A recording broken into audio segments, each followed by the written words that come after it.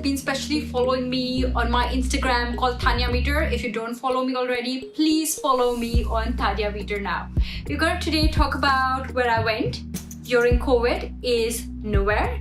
But even nowhere is fun during COVID. Well guys, for those who are wondering, I did go on the cruise to nowhere and hoping to impart some pearls of wisdom, some insightful experience, and also this very, very authentic review since it's not sponsored by anybody.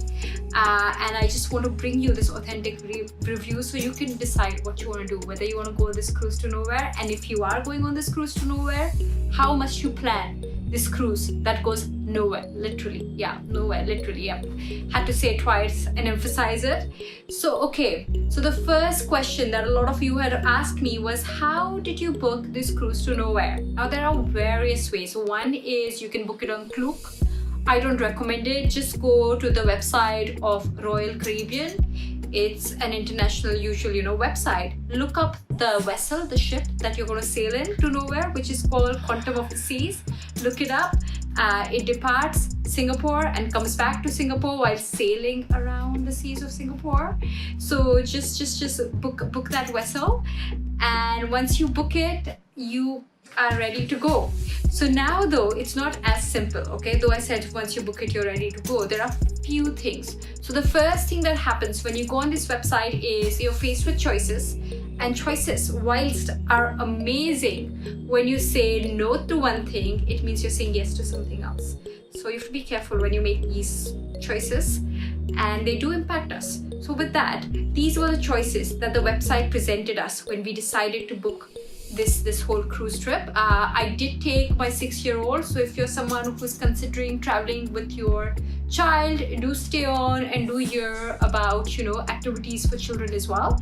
And if you're someone who's traveling without children, this review still applies for you, because there is heaps of things that sort of amalgamate. So anyway, then there were these room choices, right, of what to choose, whether to choose a stateroom that has no balcony, which maybe makes sense if you have children, and from the safety perspective you want to be in a room that has no balcony. That makes sense as well.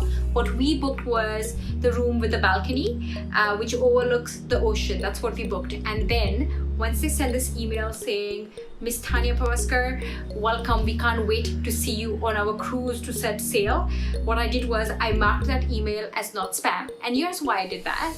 The reason you do that is because the offers that they sent you on your base rooms to entice you back in to get into a suite then are not gone unnoticed. So it's very important, guys, mark their emails as not spam and don't miss those enticing emails. So they did send us an offer, and the offer is called Royal Up, and the offer essentially invites you to a suite if you wish to upgrade.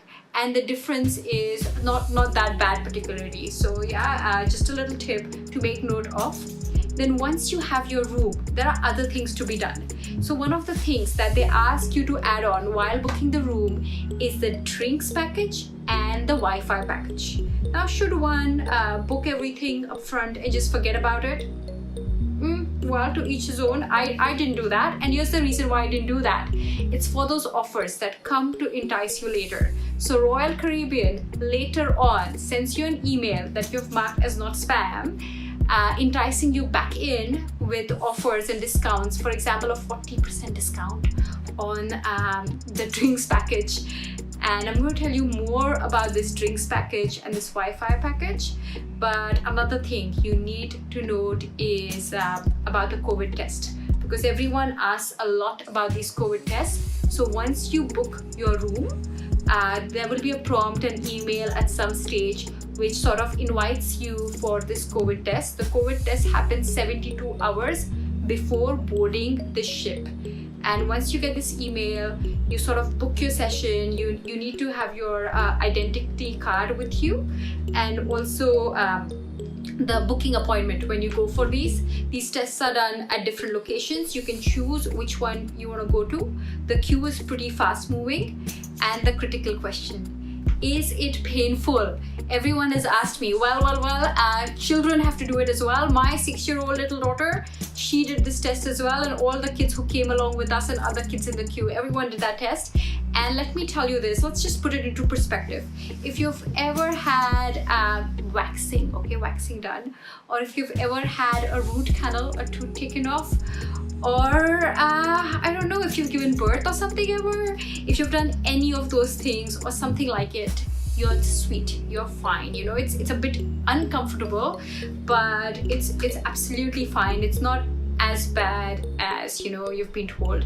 So I was really scared, and the only thing I tell you is just relax a bit. It takes like about 5 seconds on each nostril. It goes up till about here, and you're done. They are gentler on children, I feel, but it was fine for me as well. So just relax, and you are going to be fine.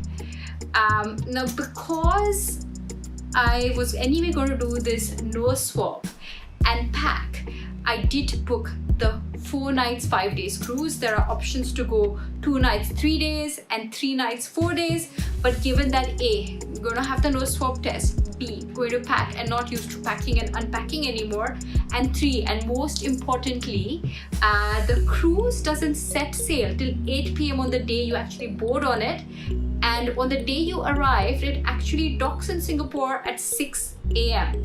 So you don't have as much time on board as you think. So the longer you can be away for, the better, and it's great value anyway in terms of, you know, transportation, everything that you take to the cruise center, it's the same cost. So you might as well stay for a bit longer and make the most of your holiday. Guys, one thing, I hope you've downloaded the Royal Caribbean app. Now, while you're in Singapore, you can't book any of the activities on board through this app.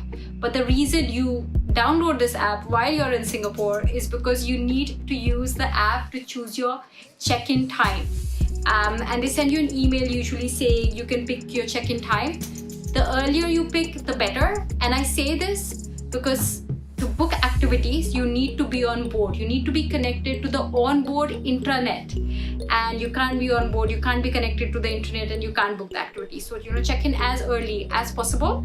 Once you're on board, on this app, book the various activities and the shows. So the shows get sold out very quickly. I'd recommend the Beatles Mania. I also recommend the Sequence show. Then there's another show which is like a big song and dance spectacle. That's great as well. And there's one more called Gold Art. The Gold Art I didn't like personally at all, but my daughter who's 6 and her friends were all laughing throughout that show. So yeah, I don't know. So maybe book it for children. So these are the shows that you can book. The activities that you can book are the bumper cars. They're included in your package. You don't pay extra for these. What you pay extra for in terms of the activities is USD 20 per person for the North Star. What's the North Star? It goes high up, a bit like a Singapore Flyer, and then it overlooks whole of the vessel, the quantum of the seas, the ship that you're sailing in, and you know, the surrounding. That's what it does. So for 20 USD, for me, I wouldn't recommend it. I wouldn't do it unless, of course, you want that picture. It's important to you to have that picture of going up there, then do it. The other activity that I do recommend, though it's an add-on, is the iFly. So my daughter, who's 6 years old, did this for her birthday, the iFly, and they were really nice. They were a bit strict about the rules, but it gave us a lot of confidence to do this activity. I highly recommend it to do the iFly. It's 40 USD per person, and all these activities, even the add-on ones, they're not easily available. So the minute you're on board, go to your app, book these activities. If you see them having just disappeared and gone, refresh your app every 30 minutes. So that's pretty much what you do. The first day you get on the ship, it doesn't sail till 8 p.m. For example, you board the ship at like about 3 p.m. like we did. Then you book the activities. You sort your internet out, you sort all these things out. You're just busy sorting these things out. That like takes you whereabouts till about 5 p.m. So I hope you get activities that you like. Now, what happens if you don't get any of these activities? So there are a few things you can do, right? So there are still a few things. There are movies on board that you can walk into. And most of these movies are at 12:15 and at 4:15. So that's one option. There are also other activities that you can queue up for, like the rock climbing on board. There is that. So it's not like there isn't anything. There are also classes that one can attend. Also, if you are single, there are some, drinks events that they've organized. It's all on the app. You just have to show your interest by marking interested, just so that it pops up in your calendar. It's not for RSVP purposes. It's like a reminder for yourself. So I highly recommend all those things. And you know what? If you're not someone who likes activities, it's still all right. They've got 3 pools. And the pool called the solarium, which is inside a glass door, it is popular. It's not popular just with me. It's popular with most people on board. So make sure you reach early if you want one of those cute cabanas or a really nice spot. Put your towel there and stay the whole day. There's a bistro inside as well, inside the solarium, and this bistro called solarium is included. It's an included bistro in your foods package. What you can do is, if you have children, they could eat, if they're teenagers, they could eat in the solarium while they can't use the pool. Also, if you're traveling with kids, you can put your kids in Adventure Cove, which is a very fun place for kids, and they also have very skilled caregivers who can look after your child. Just though that access to it is not unlimited though. Access to it is very limited. It's 3 hours for the whole duration of the cruise ship. So plan your day in the solarium well, unless of course you're taking your helper and then kids can be around. There's another pool adjacent to the solarium where your kids can go if you have somebody watching them. So that's an option as well for some of you. The pool that is adjacent is not exactly a kids pool. It's an adults pool which has jacuzzis around it, but kids and adults can both go. The pool is about 5.3 feet, so it is deep. They've got lifeguards, but it's a deep pool. There's a bar there as well, so you could just be stationed there. Then outside of this, on the main deck, there is an open pool, and this pool is where there is a kids pool, which has got like rainbow colors. So it's a rainbow pool. Kids really enjoy it. They have a lot of fun, and it's a great place for kids, parents, everyone to be. There's an ice cream shop, which I spoke about earlier, like the free ice cream shop right in the corner here. There is the hot dog shop as well around here, and this is where the bumping cars are also. So it's a very communal, kid-friendly area to be in. And where the bumping cars are, there's also Xbox, arcade games. It's a lot of fun. And the rock climbing wall is also around this. It's all around here on this particular level. So you could just park yourself here. The only thing about the kids pool, I would say, is that it shuts at 4 p.m. So you have very limited time to use the pure kids pool. Kids can swim in the other pools except for the solarium, but those pools are very deep. So if your kid doesn't swim, you must enter with the child, and there are lifeguards who make sure you do.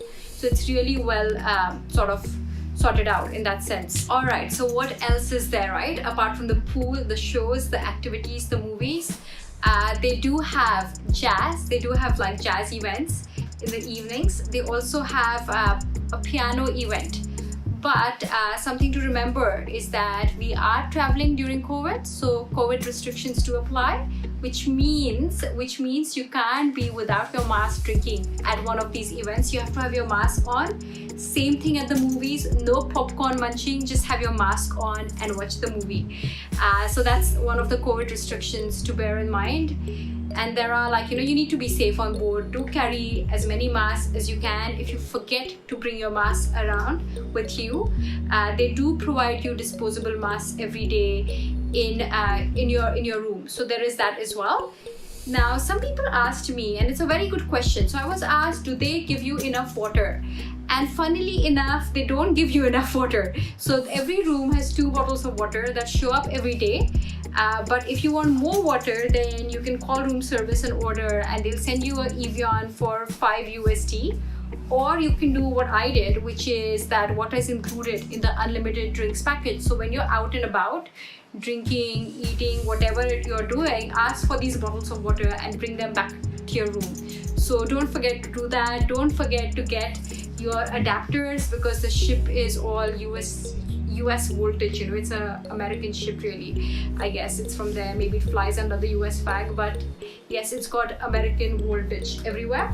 And last but not the least, I did watch a lot of shows. Checking in at 3 p.m. was a great idea because we managed to book pretty much everything we wanted to book. and we were busy. We were actually fairly busy those 4 nights, 5 days. It was a very relaxed time, very chilled out time. COVID restrictions do apply, so you just have to be mindful of that in some of the places. And that was the only thing I would say is different, because this is my first holiday since COVID has begun, and I'm used to pre-COVID holiday memories. So it's just like this little adjustment you have to have, where you say, oh yeah, I'm grateful that I'm being able to do this during COVID, and you carry on and you stay safe. So last but not the least, the safety is paramount. So do remember that. Do carry your mask, do carry your adapters, and you know what? There's a casino on board as well. So if after 10:30, because drinks stop being served at 10:30, if at 10:30 you find yourself wondering that it's my holiday and it's my last day on board, I want to do something, there is a casino that's open. You could just go there and just have a little wander. Maybe play. I did play. I tried my hand at the blackjack, and maybe it was beginner's luck and I won a little bit. Not a lot, just a little bit. Maybe enough to maybe buy buy maybe like nasi lemak somewhere. Yeah, I think that's how much I won. So my parting words for you, should you decide to go on this cruise, are 1, stay safe. 2, pack your bags well. 3, download the Royal Caribbean app and check in early. 4 is that mark the Royal Caribbean email as not spam, so that you can be invited to these enticing offers for the drinks package and the Wi-Fi package on board. If you don't get that offer, speak to them on board. They might still be able to do something for you. So those are my main tips for you. Enjoy yourself. It's a fun experience. Have a great time, and should you have any questions now or later, just below in the comments, type in, and I'm there to answer those for you. Alright guys, do follow me on Tanya Meter, which is my Instagram account. If you're not following me there already, I would appreciate it. I would be grateful. I do work very hard to put these videos out for you, so I'd really appreciate a little bit of encouragement in form of a follow.